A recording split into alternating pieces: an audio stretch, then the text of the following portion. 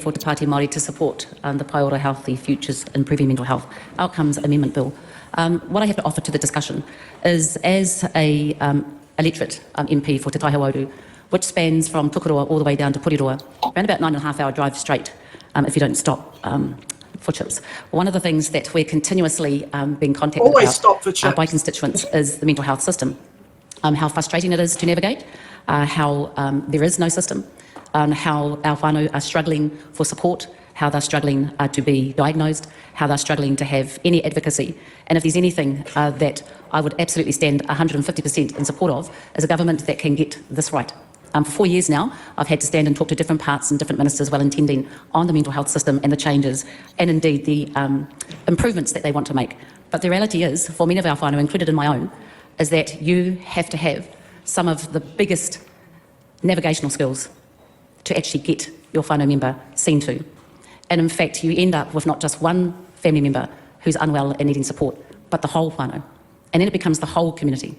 And I see the Minister wearing the 1757 badge. I was a director in that entity for the sole purpose of hoping that I could make a difference and a change for rangatahi who are shamelessly on us as a nation experiencing some of the worst suicide rates. And I reflect back home to some of our whānau that are still in grief as whānau pani for the loss of many of our rangatahi tāne. And the circuit breaker for us as a community regionally hasn't, in Te Aho-White, anyway who I can speak to, hasn't been realised. And whānau are struggling, not just struggling because they can't access or even see anyone on the front line, more or less a back line, is that there are a whole lot of other social factors that are exasperating the desperation of our whānau on a day-to-day basis. And I've heard some of it mentioned over here, the poverty, the whānau struggling to pay bills, the uncertainty in sectors, the housing, the abuse, the trauma, the addictions. But the reality is we all have an obligation. And there are many solutions that we've seen on the ground, but there's not enough of them. And for some, Whānau Ora, Māori health providers, iwi, hapua, marae are starting some of their own initiatives. I'm in real awe of what's happening with our farmers and the surfing initiatives that are happening, because these are things where we're actually addressing and connecting our whānau to our environment. Because it is an environmental issue, a physical issue, as much as it is a mental issue. And I think what's really, really frightening is we've had some amazing kaupapa like Arotaki and Te Ako Pae Ora and the suicide prevention. I think the 6 recommendations, they are all really good initiatives. But the reality is, as much as we resource and target, we also, within inside ourselves, have a role and responsibility. And I heard earlier the kōrero of ora. Currently, our whānau aren't feeling ora coming out of any of us, and particularly this house. And there's a whole lot of attacking going on, which isn't helping the grassroots situation. And I guess what we all need to be thinking about is what our role in this is. And it's not just the minister and the legislation. The reality is that we are contending with an environment that is affecting our people, whether it be an anti-tiriti and anti-environment, a fast this or a removal of that. And we're all responsible for the well-being of each other and our communities. So while it's important that we get this right and we resource everyone right and we find services that are able to be accessible, we also have to remember we're responsible for the well-being of each other's ora, and how we behave and what it is we do outside of just this amendment impacts on our communities. And I cannot think of a better message to use right now, is that we all deserve to live well. And we have the ability to influence that and use our sphere in a responsible way. Anō reira, tihei, mauri, ora. Kia ora. Yeah.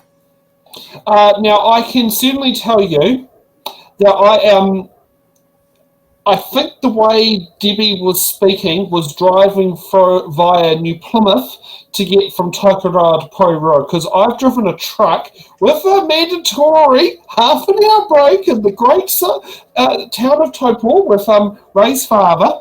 I did 9.5 hours. That's what it says on my logbook. Yep. So chips. I think I stopped at that petrol station that Dave Monster was telling about Galati Murray for the chips, yes, but they no longer, well, I think at the time when I had that was the cheap fuel. However, now the cheap fuel is the little pokey little station at next to the river, Tauranga Taupo. Right. That's the cheapy petrol station that I stop at now, which that one's got built on if you like your salted fish, salted trout, I think. Salted trout. I mean, I'm not much of a fish person because, vegan. Yeah, but, yeah. I'm all in. See, that's just something that was in there, was that we discovered it by accident. Oh, Stacey's probably dehydrated beef. Dehydrated beef? Isn't that jerky? Yeah, I don't know. The couple that own it are South African, so it could be the South African name for the product. I think it's what they call it. Yeah. Yeah. So, South African jerky, yes, that's what Stacey's put that for in the private chat. Yeah. So, yes, Debbie Ngarewa-Packer absolutely has pulled it off because her electorate is not quite as big as Dakota Ferris's electorate, but it's huge.